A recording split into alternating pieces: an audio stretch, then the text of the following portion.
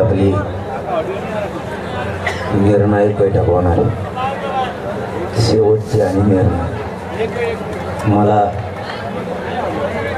तुमच्याशी सविस्तर बोलायचं, त्यामुळे तुम्ही सगळ्यांनी सविस्तर ऐकून घेतलं तर बरं होईल. मला तुमच्याशी काही घंट्यासाठी सविस्तर बोलायचं आणि मीडियावाल्यांनी त्यांचे कॅमेरे सेट करून तुम्ही लगेच खाली बसा.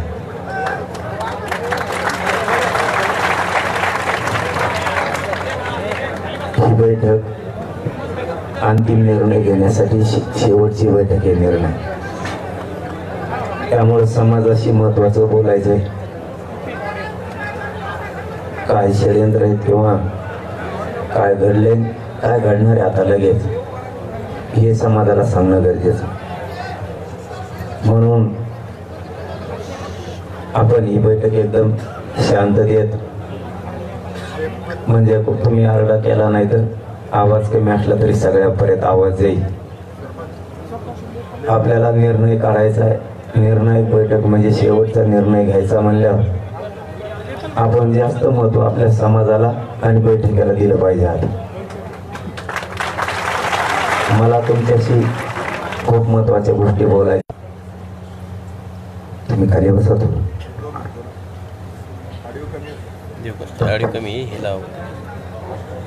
आपलं एक आवाज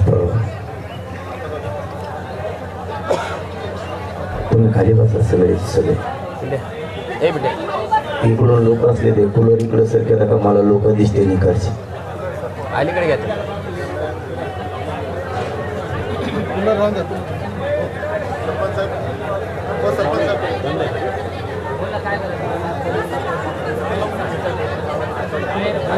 इकडे अलीकडे घ्या, फक्त अलीकडे.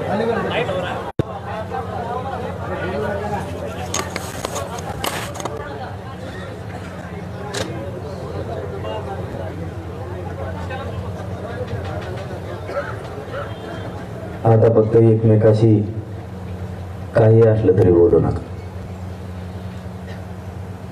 आणि आता उठू पण नका. आणि आपल्याला ही बैठक आता निर्णय करायची. मी समाजाचा ना नेता म्हणून करतो ना नेतृत्व म्हणून, आणि म्हणून हे घडलंय.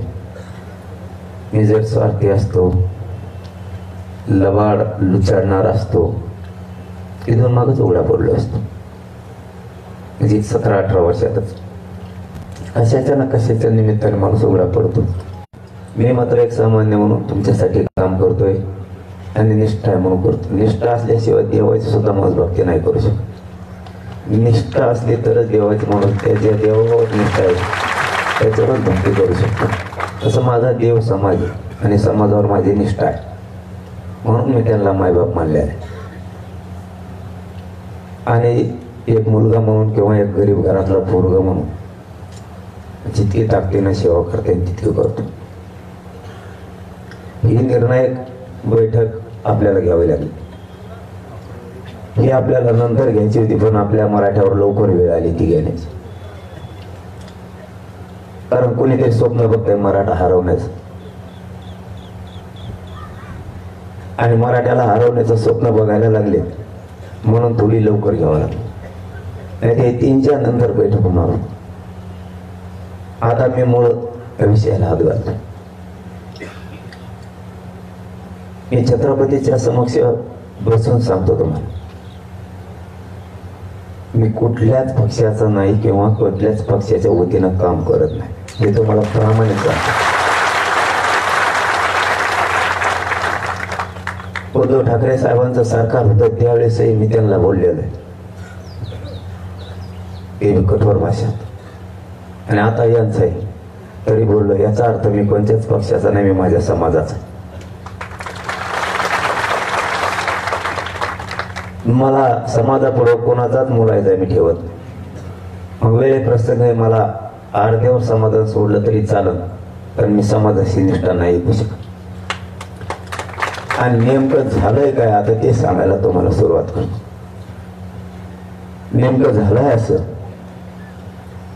सरकारने दिले 10% आरक्षण.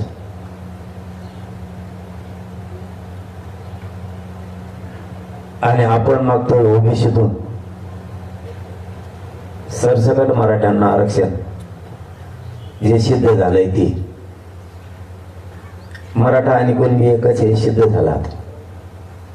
तुम्हाला ते सरसकट द्यायचं नसेल तर ज्या मराठ्यांचे नोंद सापडले नाही त्यांच्यासाठी सगळ्या सोयऱ्यांचा कायदा पारित करा, हे द्या. आपण अशी मागणी केली, त्यांच्याच म्हणण्यावर केलेली. त्यांनीच आपल्याला सांगितलं होतं सरसकट ते देत नाहीत, त्यांचा विरोध आहे. मग आपण नवीन पर्यायी शब्द काढू. पर्यायी शब्द सगळे सोयऱ्यांचा आपण आणि सरकारनं मिळून याच व्यासपीठावर काढला. पण झालंय असं, हे सगळं काय घडून येतंय ना. मी पुन्हा सांगतो, मी कोणत्याच पक्षाचा विरोध म्हणून करत नाही, पण आज सगळंचे सगळं खरं बोलावं लागतं. फक्त त्यातले शब्द समजून घ्या. हे सगळं करतोय तो फक्त एकटा देवेंद्र फडणवीस. मला जे घेरलंय ना, तुम्ही शब्द ना शब्द फक्त समजून घ्या. सांगितलं ना तुम्हाला, तुम्ही गोंधळ आरड्याची बैठक नाही, ही निर्णायक बैठक. मी आज टोकाचा निर्णय घेणार आहे. म्हणून तुम्ही हे नुसतं घोषणा टाळ्या नकोय. समाज आज कोणत्या दिशेला आहे आणि उद्या यांना कोणत्या दिशेला न्यायचा आहे आणि आपण कोणत्या दिशेला आणलो हे समजून घ्या. मराठ्यांचा दरारा पुन्हा एकदा राज्यावर निर्माण झाला आणि हे दरारा संपवायचं त्यांचं स्वप्न आहे. संपवायचं तर मराठ्याच्याच हातात संपवायचं आणि 10% मराठ्यावर लादायचं काही करू. आणि हे पोरग ऐकतच नाही. हे पोरग एक तर संपलं पाहिजे, नाही त्याचा गेम तरी करावा लागल, नसता याला बदनाम तरी करावं लागल, नसता याला उपोषणात मरू द्यावा लागल म्हणून 16 दिवस उघडा, नसता याचं काहीतरी करून कमायना, पॉयझन देऊन कमायना सलाईन मधून, म्हणून मी परवा रात्री सलाईन सुद्धा बंद केली. किंवा याचा एन्काउंटर तरी करावं लागेल. हे देवेंद्र फडणवीसचं स्वप्न आहे. हे देवेंद्र फडणवीसला वाटतं. आणि मी आज सगळंच तुम्हाला सविस्तर सांगणार आहे. पण देवेंद्र फडणवीसला एवढीच कुमकुम आहे ना, बैठक संपल्यावर मी सागर बंगल्यावर येतो, मला मारून दाखवतो.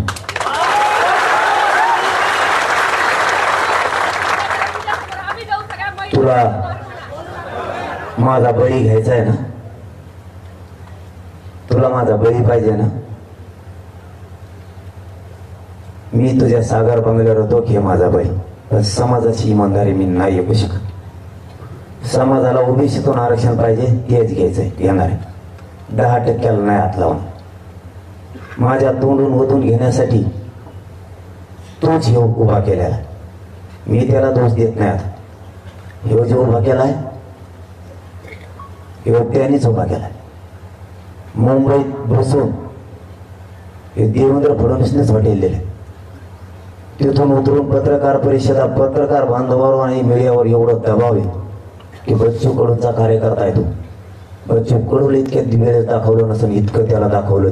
शब्द ना शब्द, सेकंद सेकंद मीडिया दाखवतो. हे फक्त देवेंद्र फडणवीसचा हात याच्या पाठी. त्याला सगळी ताकद दिली. आतल्या सगळ्या गोष्टी बाहेर काढा. हे फक्त देवेंद्र फडणवीसचं काम. त्याच्यात काही समन्वय सुद्धा आहे. मुंबईचे 4-5 समन्वयक सुद्धा आहेत की ज्यांची दुकानं बंद पडलेली आणि ते एकनाथ शिंदे साहेबाच्या आजूबाजूला फिरतात. वेळ आले ते त्यांचं सुद्धा नाव घेणार आहे. बिगर मिशावाले ते सुद्धा त्यालाच पालन पोषण करतात. शिंदे साहेबाचा एक प्रवक्ता सुद्धा त्याच्या सोबत आहे आजूबाजूला. यांनी त्याला उभा केलाय. नारायण राणेंनी काल आमच्या गेवरा तालुक्यातल्या 2 आणि आंबोड तालुक्यातला 1 जण उचलून दिले. त्यांच्या माध्यमातून सुद्धा आता प्रेस सुरू होणार आहे थोड्या वेळा मला बदनाम करण्यासाठी. तेही तिथे आहे मुंबईत. एखाद्या वेळेस आता घेतील प्रेस किंवा माझं झाल्यावर घेतील. असे हे जे बदनाम करणारे टोळी राज्यातली उभा केली. तुम्हाला याच्यातून एवढंच सांगतो, नारायण राणे साहेबाची हिंमत बी नाही देवेंद्र फडणवीस साहेब जर म्हणले करू नको तर. हे सगळं देवेंद्र फडणवीस साहेबाचं षडयंत्र.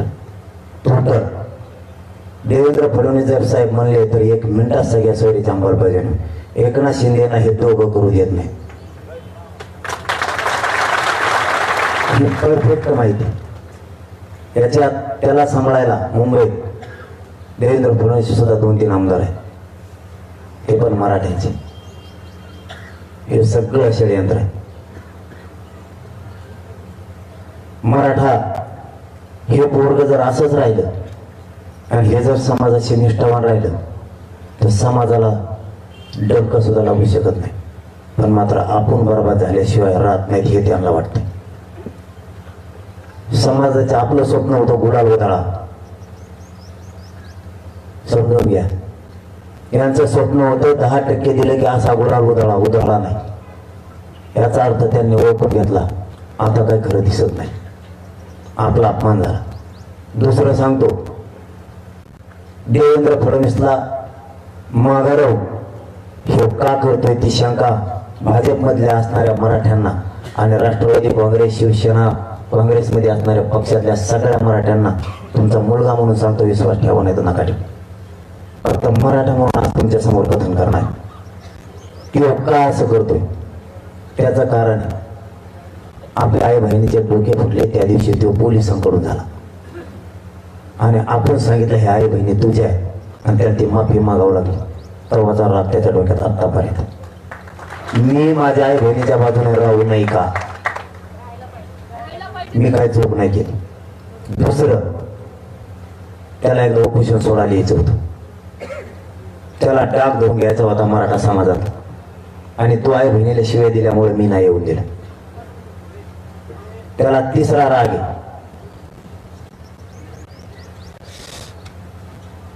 अमित शहा संभाजीनगरला येणार होता, तो आला नाही. त्याला चौथा राग आहे, 19 तारखेला नरेंद्र मोदी येणार होते.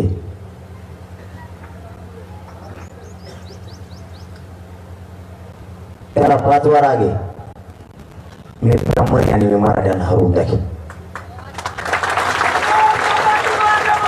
मी आजपर्यंत त्याला जातीवर कधीच बोललेलो नाही. त्याच्या डोक्यात आहे. त्याचं जर नाही ऐकलं तर ते माणसं संपते. मी पक्ष म्हणून बोलत नाही, माणूस म्हणून तुमच्याशी बोलतो. त्याचा जीव ऐकणार नाही तो संपला जातो. तुम्हाला एकच उदाहरण देतो, त्याला पुढे गेलेलं कोणी खपत नाही. एखादी जात मोठी झालेली त्याला जमत नाही आणि त्याला त्याचे ऐकण्याची जात लागते. आणि मराठी मात्र एका बाजून आले आणि पोरग जर राहिलं तर आपला विषय संपला. मग पर्याय, याला बदनाम केल्याशिवाय पर्याय नाही. म्हणून मला बदनाम करायचं आणि मला संपवायचं. उदाहरण म्हणून तुम्हाला सांगतो, त्याचा नायकावर काय होतं. मी त्याचा केलेला अभ्यास एकनाथ शिंदेचं सुद्धा सांगणार, अजितदादांचं सुद्धा सांगणार, सुट्टी कोणालाच नाही माझ्याकडून. त्याच्याबद्दल केलेला अभ्यास त्यांनी हे लोक मुंबईत फिरले आणि याला सगळी ताकद पुरवली, पोलीस यंत्रणा पुरवली. मीडियाच्या बांधावर प्रचंड दबाव आणून त्यांनाही दाखवायला लावले. सगळे मराठ्यांचे आमदार सुद्धा आजूबाजूने फिरले. त्यांनी एकच वेळा उचलला नसता तो जर म्हणला तर कोणीच बोलू शकत नाही. कारण पाथर्डीच एका माणसाने सांगितलंय, तो बाबा देवेंद्र फडणवीसच्या बंगल्यावर 20-19 तारखेला खाली आलेला वरून. त्याच्यामुळे तो जर म्हणला तर ह्या राज्यात देवेंद्र फडणवीस साहेब जर म्हणला तर काहीच होऊ शकत नाही. राज्यात काहीच जे चाललंय तर त्याच्या जीवावर चाललंय. आणि त्याचं नाही ऐकल्यावर काय होतं ते सांगतो तुम्हाला. जो माणूस स्वतःचा कधीच पक्ष सोडू शकत नाही त्याचा धाका पक्ष सोडायची वेळ नको राहील. त्याच्यातलं एक उदाहरण सांगतो. एकनाथ खडसे साहेब कधीच भाजप सोडू शकत नाहीत, कधीच. सोडायची वेळ आली कधीच. विनोद तावडे साहेब कधीच बाहेर जाऊ शकत नाही, पक्ष सोडून जावं लागलं दिल्लीला. नाना पटोले साहेब कधीच भाजप सोडू शकत नाही, सोडावं लागलं. पंकजा मुंडे आणि त्यांचा बाप आणि त्यांचा मामा आयुष्यात भाजप सोडू शकत नाही. आज असूनही घुटमत म्हणजे औषध पेल्यासारखी. मला कुठे यायचं हे तुम्हाला सांगतो. मला यांचं काय होतं याच्याशी देणं घेणं नाही. देवेंद्र फडणवीस काय चीज आहे आणि मराठी एक झाले त्यांना काय तो करायला निघाला हे मला तुम्हाला सांगायचं आता. कारण हे त्यांच्या जवळच्याच लोकांची मंत्र्यांची माहिती. तो किती घात घुसतो आणि त्याची किती यंत्रणा भारी हे त्या आता रात्री तो बचत आली. माझ्या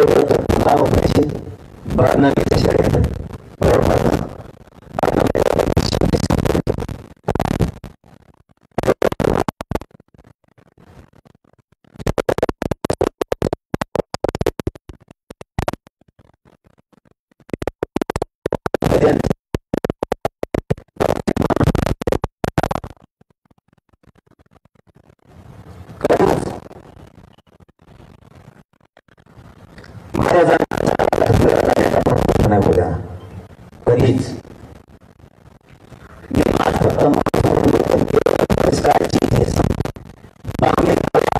माझ्या विरोधात चढून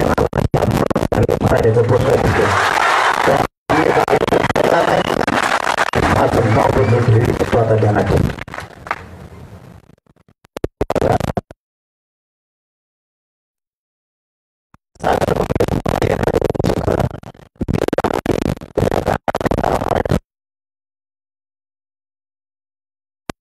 काय करू शकतो हे तुम्हाला सांगतो. काय करू शकतो हे तुम्हाला सांगायला लागलो. याला मी सांगतो पक्षाला घेऊ नका, मी सांगताला पक्षाला घेऊ नका. कधीच आयुष्यात जीव जरी गेला फासावर जरी लटकेलं तरी प्रफुल्ल पटेल राष्ट्रवादी सोडू शकत. एवढा धाक भरेला जेलचा की प्रफुल्ल पटेलला राष्ट्रवादीत यावं लागलं, त्या काँग्रेस भाजपमध्ये यावं लागलं. मी माणूस म्हणून तुमच्याशी आज बोलतो. राष्ट्रवादी नाही सोडू शकत. नाविलाज केला जेलला जाण्यापेक्षा मध्ये गेलेलं बरं. तो इकडे आलाय आणि तुम्हाला याच्या पलीकडे सांगतो. शिवसेना सोडताना छगन भुजबळने शिवसेना सोडली आणि वाचवलं शरद पवार. छगन भुजबळ का वाच राष्ट्रवादी सोडू शकत आणि अजित पवारचं त्याचं जमत सुद्धा नाही. तर ते दोघं एकीकडे सोडू शकत नाही. तरी बी पुन्हा जेलला देवेंद्र फडणवीस टाकेन म्हणून छगन भुजबळला तिकडे अजित पवारचं त्याचं पटत नसून जावं लागलं. एकनाथ शिंदे साहेब कवा शिवसेना सोडू शकत नाही. बाळासाहेब ठाकरेचा विचार कधीच ना विलाजानं त्याला तिकडं मागणी जावं लागलं. आता तुम्हाला याच्या पुढचं सांगतो. अशोक चव्हाणांच्या घरात 3दा मुख्यमंत्री पद दिले बापासह. कवाच काँग्रेस सोडू शकत नाही. तो कवाच पण जावं लागलं. आता मला एक प्रश्न पडलाय. तो ज्यांना जेलला पाठवलं ह्या पुऱ्याला हे तो ह्या पक्षात आल्यावर कस काय चांगले झाले आणि मला निष्ठा सोडायला 10% तो घ्यायला लावणार. मग मी चांगला होणार ना, आरोप बंद होणार ना. कर तुला आरोप करायचे तर मी मराठ्यात सोडित नाही. कर तुला काय करायचं मग वाकडं. म्हणजे त्यांच्या दोरीत मला नवशितो तुला आरोपात घेरी. मुंबईत सगळी यंत्रणा तुझ्या विरोधात बसवली. त्याला सगळ्या यंत्रणा उपलब्ध करून दिल्या. तुला घेरणार. एकदा समाजावरची निष्ठा सोडून 10% मान्य कर, नाही तर तुला घेरून संपवणार. मी मारायला तयार आहे. का करतो तू देवेंद्र फडणवीस? तू मनोज जरांगेच्या नादी लागला. मी शेतकऱ्याचा पोरगा आहे. तुला पूर्वी बसवली आता सदाभाऊ खोत आणि राजू शेट्टी दरार निर्माण केला आणि बाजूला घेतला. तेच रविकांत तुपकर मध्ये सुद्धा केले. जे माणसं यांच्याकडे कधीच येऊ शकत नाहीत, कधीच ते आले. ज्या सुनील तटकरेची उभ्या हयात राष्ट्रवादीत गेले आणि राष्ट्रवादी मोठी केली आणि सोडू शकत नाही त्या माणसाला एका रात्री तिकडे यावं लागलं. एकदा धनंजय मुंडे नावाचा उठवला होता. त्यांनी एकदाच सांगितलं तो सगळं काढू का. आणखीन धनंजय मुंडे बोलला नाही. कारण सगळ्याला माहिती हे मध्ये टाकते. मी आज फक्त सत्य बाहेर पडायसाठी बोललोय. यांना सगळ्याला विरोध करणार आहे मी, उद्यापासून पुन्हा करणार आहे. पण सत्य सांगायला लागलो, ज्यानं खरं भाजप मोठं केलं त्याची पुरीची आज काय दशा आहे पंकजा मुंडेची. ज्याला चालता सुद्धा येत नाही, पुरा हंग मोडलं, तर एकनाथ खडसेने भाजप उभा केलं, त्यांची आज परिस्थिती काय. याचा जर नाही ऐकलं तर ह्यो मानावर उलट टाकतो आणि ते तेवढा उमावर असला. सगळ्या सोयऱ्या म्हणजे ओबीसीतून मागणी बंद करायची, नाहीतर याला बदनाम करायला चार बाजूने घेरायचं. हे राज्य देवेंद्र फडणवीस चालवतो ना, एकनाथ शिंदे चालवतो ना अजित पवार चालवतो. त्यांनी सांगितल्याशिवाय इथं काहीच होऊ शकत. काल आपण रास्ता रोको केलेत, फक्त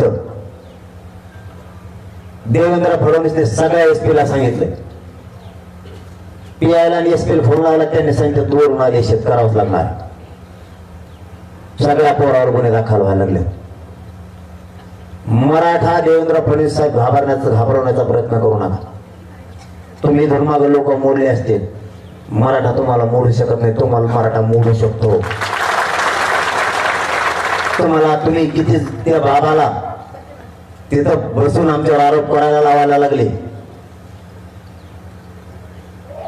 तुम्ही कोणाकोणाला हाताखाली धरले हे सगळ्यांना माहित, सगळ्यांना माहित.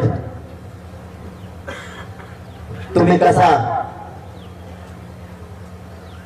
गुलाबराव पाटील संपवण्यासाठी मराठ्याचा असल्यामुळं गिरीश महाजन मध्ये त्यांचा कलगी तुडा लावला, कसं कसं कोणाला गप केलं हे सगळ्याला माहित. तुम्ही पूर्वीच उकरून काढता. तुझे सत्तावला झाला का? बाकीच्या हातात सत्ता आल्या तेव्हा तसंच केलं का? तू सत्तेच्या जीव मराठ्यांना मला आणखीन एक याचं तर उदाहरण सांगा. आतापर्यंत 75 वर्षात 5 वर्षात सगळ्या पक्षाचं सरकार कधी आलेलं आहे का?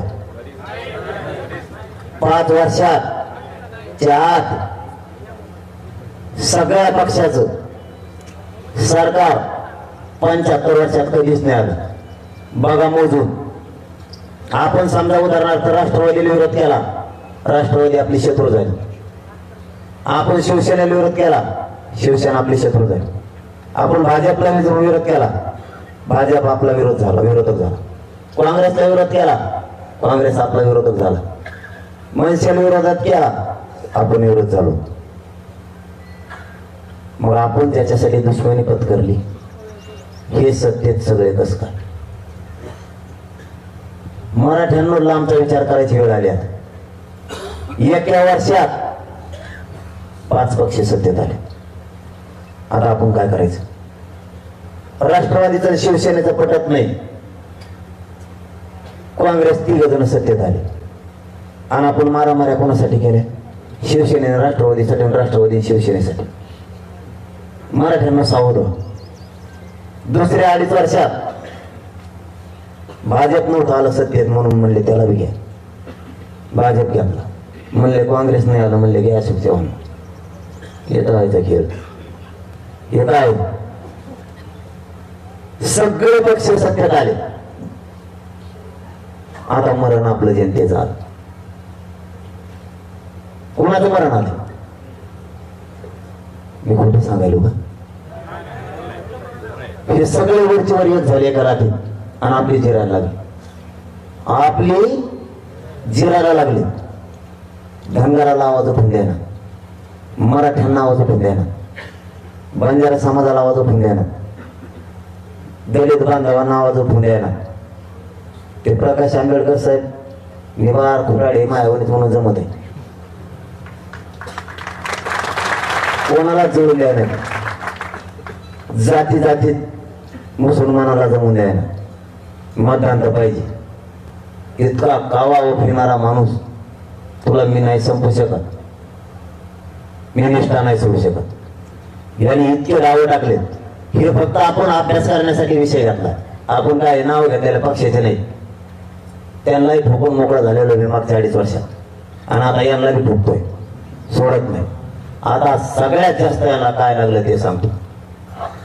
मधल्या काळात मी शिव्या नाही दिल्या सरकारला. ऐकल्यात ना तुम्ही? ते म्हणतोय सरकारला शिक्षा देतो, काय चूक केली एक तर मग त्यात आम्हाला कळत नाही. मी पुन्हा पुन्हा तेच मान्य करतो. त्यात पूर्ण माणूस चिडचिड करीत असतो, त्यात काही कळत नाही. पण जर म्हणलं मी तर काय वाईट बोललो? तुम्ही काम करायला पाहिजे होतं हे बोललो मी, नाही केलं म्हणून बोललो.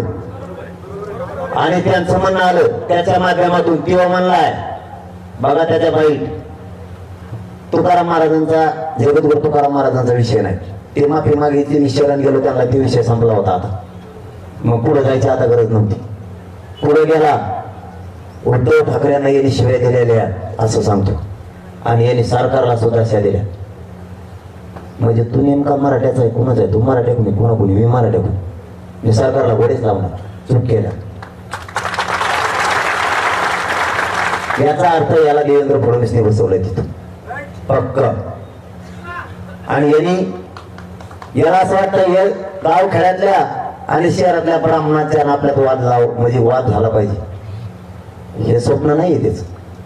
आणि यांचा आपला काही संबंध नाही. ते ब्राह्मणी का वापरायला लागला माझ्या आणि माझ्या समाजाच्या विरोधात, ओबीसीतून द्यायचं नाही. तुला माहिती आहे का मराठ्यांजवळ किती आडे? गॅजेट घ्या म्हणून सांगतो, तुला 5 महिने लागतात नुसते गॅजेट घ्यायला, नुसतं घ्यायला. वाचव परत 5 महिने घ्यायला लागून दिवस असलं त्याच. केवढी फसवणूक आहे समाजाची. हे सगळं देवेंद्र फडणवीस करतो. आणि याचा स्वप्न आहे काही झालं तरी हरकत नाही सगळ्या सोयऱ्यांचं करोनात. आणि मराठ्यांनी आणि मी आपणच मानला आता सगळ्या सोयऱ्यांचीच अंमलबजावणी घेणार, गॅजेटच घ्या. बॉम्बे गव्हर्नमेंटचं गॅजेट तू कसं काय नाही घेणार? सातारा संस्थांचं कसं नाही घेणार? देवी देवतांचा लस तुम्हाला मुद्दे सांगतोय, ते घेऊन मला घेतलं नाही. देवस्थानचं घेऊन मला घेतलं नाही. त्याचा GR झालाय पण यांनी घेऊन दिलं नाही. मला घेऊ देवेंद्र फडणवीस, तुला खून जमायला ती आज ते माकडं माझ्या विरोधात वापरू नको. तू काल गेवड्यातल्या 2 अंबड तालुक्यातल्या 2 नेले, मला माहिती नाही त्यांच्यासाठी काय केलेलं आहे आणि त्यांच्यासाठी काय पुरावे. नारायण राणेच्या माध्यमातून देवेंद्र फडणवीस हे लोक मुंबईत नेले, मला माहिती नाही त्यांच्यासाठी काय. मी काय चूक केली? समाजाला आरक्षण दिलं, मी समाजाबरोबर निष्ठा ठेवली माझ्या. तुला वाटतं नाही निष्ठा विकायची? मी काय विकायची? मी 10% कशामुळे घ्यायचं? माझ्या मराठ्याचे मान्य आहे. तू काय वाटून घ्यायला लागला त्याच्या तोडावर? याला जबाबदार फक्त देवेंद्र फडणवीस. माझे दुसरे गुन्हे काढणार, 420 गुन्हा काढणार आणि मला बळी टाकणार. आणि तू पोलिसांना मला गोळ्या घालायला लागला, तुला माझा बळी पाहिजे ना? चल मी सागर बंगल्यावर येतो थोड्या वेळानं, तू खा गोळ्या. मला बळी द्यायचा मायबाप मराठ्यानं सांगतो एका नमस्कार घ्यायचं नाही. मी त्याच्या सागर बंगल्यावर चालू, त्याला माझा बळी पाहिजे ना? तू घे, फक्त माझं कुटुंब बाहेर पडून देऊ नका. एका सगळ्या सोयऱ्यांचा गोळा घेऊन येतो, नाही तर त्याला माझा बळी पाहिजे तर देवेंद्र फडणवीसला बळी देतो. तू दुसरं काय काढलं या राज्यात? एक जरी छेड काढलेली तक्रार माझ्यावर असली, मग मी तुला त्रास दिलेला असेल, जोर जबरदस्ती असेल, विनयभंग असेल, छेड असेल, जी काय असेल ते असेल, एक तक्रार जर राज्यात कोणत्या पोलीस स्टेशनला सापडली 30 वर्षापासून आतापर्यंत, आजपर्यंत, आजची 25 फेब्रुवारी पर्यंत, तर मी म्हणून ते ऐकतो. एखाद्याने जर असं केलेलं असलं त्याच्या विरोधात तक्रार असलीच होतो अपराधी. तुम्ही एखाद्याच्या वैयक्तिक जीवनात नाही पडू शकत, कोणाचा मित्रत्व मैत्री काढू नाही शकत तुम्ही. बळच जबरदस्ती तुम्ही आरोप लादणार आहेत का? जबरदस्ती वैयक्तिक जीवन तुम्ही कोणाच्या वैयक्तिक जीवनात नाही हात घालू शकत. स्वातंत्र्यावर तुम्ही गदा नाही आणू शकत. समोरून कोणत्याही व्यक्तीविरुद्ध जर तक्रार असली तर तो माध्यमातून टाकण्यापेक्षा मीच तुझ्याकडे येतो. तू घे पहिले तुझ्या सागर बंगल्यावर येतो. आता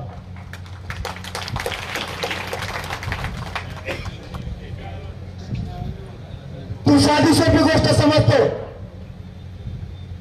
आणि इथून पाठीमागे ज्यांना तू असे षडयंत्र करून दाबलं त्यांच्यासारखं मला नको समजू. यावेळेस तुला सुपडा साफ होणार आहे म्हणून तुला लाजायचं काय? तू 10% अंतर लाजितो ते असेल केलेले. याचा षडयंत्र बंद करावं. आता याचा परिणाम तुम्हाला 14 राज्यातले शेतकरी सुद्धा भोगायला लागणार आहे. तुम्हाला आता सोडित नाही कोणी. तुम्ही शेतकऱ्याचे मूर्त्या पाडायला निघाला तुमच्या सत्तेसाठी. तुम्हाला मोठ्या जाती संपवायच्या आणि छोट्या छोट्या जाती मोठ्या जाती संपून छोट्या छोट्या जाती मोठ्या करायच्या. तुम्ही उत्तर प्रदेशात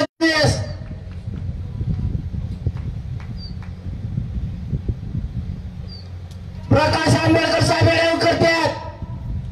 पर्याय द्या. हे आठवले साहेब. देवेंद्र फडणवीस मनोज जरांगे पिल्लाच्या नादी लागला असतो. लागलास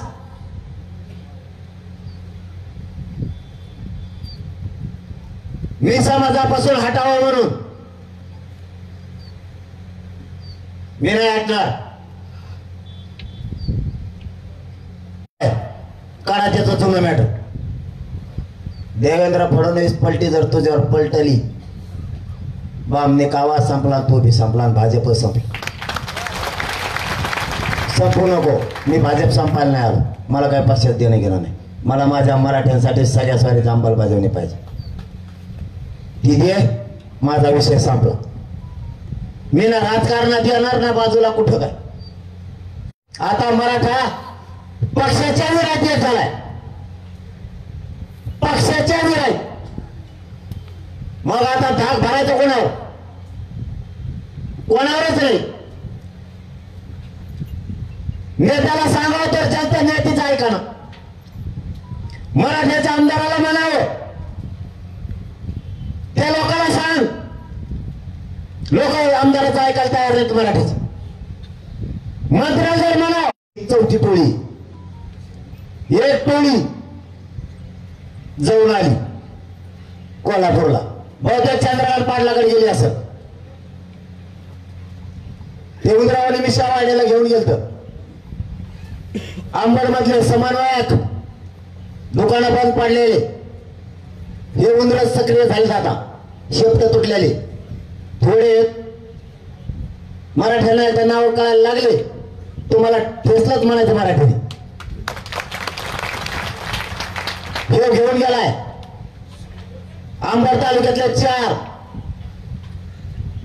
आणि गेवरा तालुक्यातला 1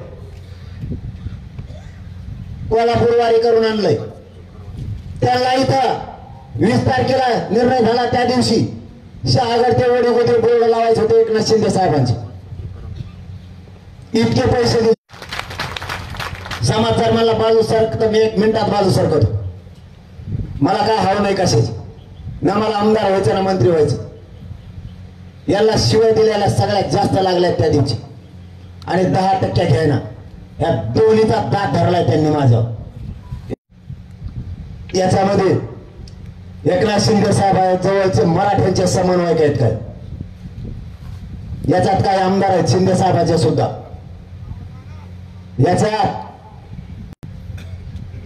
देवेंद्र फडणवीसचे 2-3 आमदार आहेत.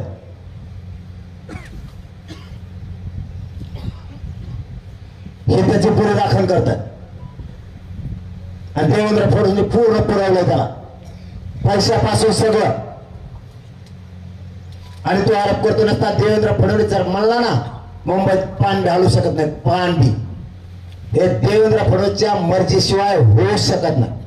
होऊ शकत नाही. हे सगळं देवेंद्र फडणवीस तर असलेला डाव आहे. बहुजन ओबीसी आणि मराठा संपला पाहिजे हे पहिल्यापासूनच्या त्या डाव आहेत. नसता माझा ऐका, नसता तुम्हाला मध्ये टाकी, हे प्रत्येकाला धमकी. मला मध्ये टाकायला त्याच्यावर काहीच नाही. पुन्हा सांगतो मराठा, ते 420 म्हणजे काय, मी काय कोणाचे पैसे आणून बुडलेले नाही. 420चा गुन्हा दाखल करा ते, त्याच्या आधी पुढचं सांगतो काय झालेलं ते पैसे आल्याला तोटा, त्यात 3 जण होते त्यांनी वाटून घेतलेला तोटा. आपल्या आपल्या वाट्याला आपले आपले हिस्से पडलेले, त्याच्यामुळे त्याच्यात मग बळच नावाले ती हिस्सा दुसऱ्यावर, मी इकडे तिसऱ्याच्याच पैसे भरतो याचं. तरी मग नाव त्याच्यात बी असलं तरी काय मोठं नाही. छत्रपतीसाठी गुन्हा आहे, त्यात तोटा आला, त्यात पैसेच नाही आले, मी काय करू, माझं काही नाही. तू काय गुतणार मला देवेंद्र फडणवीस, त्याच्या माध्यमातून उकळून घ्यायला लागलास. माझ्यावरती कसलाच आरोप नाही, कसलीच तक्रार नाही, आणि त्याच्या माध्यमातून त्याच्यावर तर मी बोलत नाही. हे सगळा करता करी होता तुम्ही, आणि तू ही जिरवायची. तुला माझा बळी पाहिजे ना, पाहिजे ना. इथं उपोषण करणं मरण्यापेक्षा मी कोणाच्याच वाहनात बसणार. मी तुझ्या सागर बंगल्यावर पायी येतो. मध्ये जर मेलो मी मध्ये अन्न घेणार नाही, असंच उपोषण करत जाणार. त्याच्या दारात माल नेऊन टाका. त्याला बळी पाहिजे माझा. पण एक तर आता मला माघारी आणा. एका शब्दात धरून बोलत जाऊ नका. मला पुढं काय सांगायचं बघत जा. मी तुम्हाला फक्त खवळतो, पण वाईट काम काहीच करीत. खवळतो तुम्हाला, पण तुमचीच माया करतो. तरी यांनी माझ्या जवळचे फोडायला सुद्धा चालू केले. काल एक इनोवा गाडी आली होती, तिथे वडाच्या पलीकडे थांबली. त्याला माहित होतं इकडे CCTV. त्याने इकडे येऊन सांगितलंय, त्यांचं साक्षीदार आहे, नाव घेऊन सांगतो. फडणवीसची चाल सुरू झाली. आणि मराठा समाज राज्यातला जर मला फोन करत असला, माझं आंदोलन होत तर नाविलाज आहे. फक्त ही सगळ्या स्वारी जांभल होऊच तर तुमच्याशी बोलणार नाही. त्याच्यानंतर रात्रंदिवस बोलणार. मी एकच फोकस केलाय, मराठ्यांना ओबीसीतून आरक्षण मिळून देऊस तर समाजावर आणि आजूबाजूच्या विश्वास ठेवायचा. आता आजूबाजूच्यानी कसं वागायचं ते ठरवायचं. ते सरकार कोण काही त्यातले बोलायला लागले, डायलॉग बंद झाले. तो का करा, जर डायलॉग बंद होण्यात काही होतो राहील समाज. तू कोण त्यांची बाजू उडीत. तुला फोन आलेत का त्यांचे सांगा ना, तिकडेच हिंडतो. तुला वेळ मिळाला तर येतो. 2-4 जण जवळपास लांब गेलं जमाय.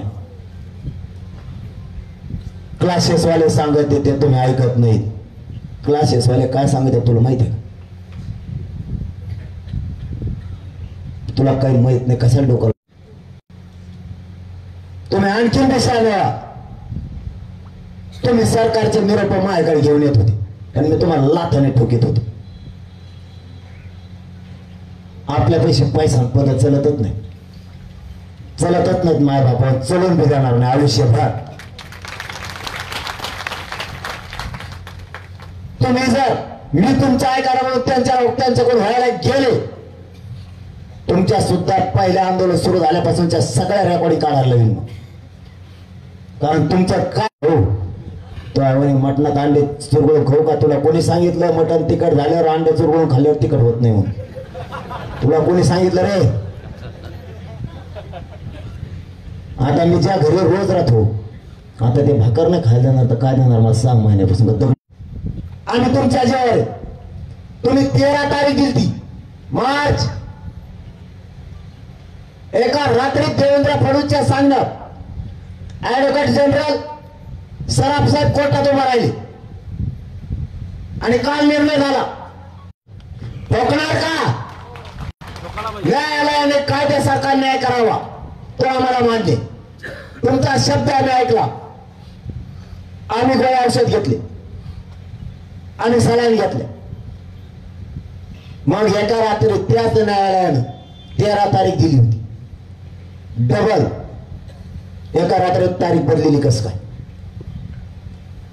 आणि याचिका करता साधारण साध्या याचिका करते सरकारला हस्तक्षेप करता येत नाही. त्याला सेपरेट याचिका करावं लागतं. सरकारनं त्याला पुढे घातलं त्या हेगड्याला आणि त्याच्या आतून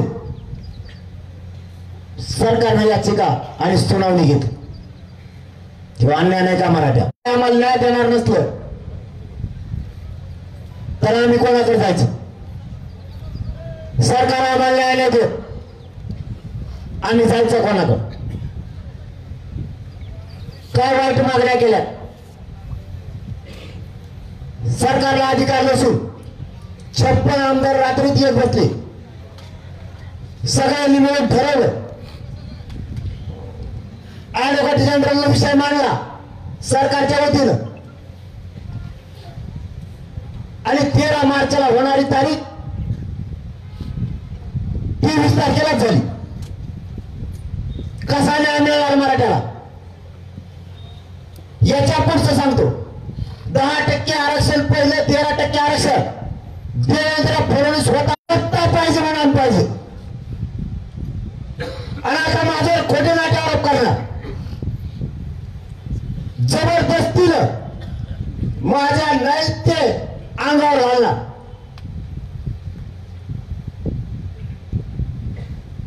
आमच्या विरुद्ध एकही राज्यात तक्रार नाही, एकही सिंगल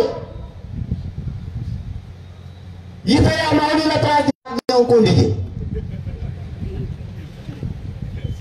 पाला खायचा झाला, मीडियाला बोलायचा झाला की कोणलाच जवळ माझ्या विरुद्ध बोलायचं तर फडणवीस त्याला बोलायला लावणार आहे. आणि एक दिवस त्याच्यावर असा येणार, त्याला एकट्याला घराकडे काढून देणार. मी आज तुम्हाला जेवढे त्याचे उदाहरण सांगितले हे मी फक्त माणुसकी म्हणून सांगितले. त्याच्यावर त्या नेत्यांना ते आता स्पष्टीकरण द्यायला लागणार आहे. त्याला दम निघत नाही.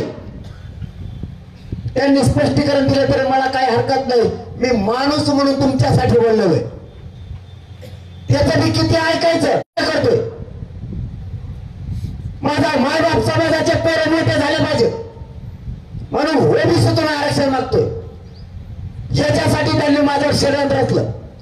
तुम्हाला माझा मराठ्यांना प्रश्न आहे. 20 तारखेच्या अगोदर का रचले नाहीत? 20च्या अगोदर काय चुका केल्या नाहीत का? आताच माझ्याला चुका यायला दिसाल्यात. याला मी समाजाच्या बाजूने नकोय. याला माहिती आहे पोरं खरं बोलतंय. हे जर समाजाच्या बाजूने उभं राहिलं तर प्रत्येक वेळेस मराठ्यांपुढे झुकावं लागल आणि देवाचं लागल. आणि मी मराठ्या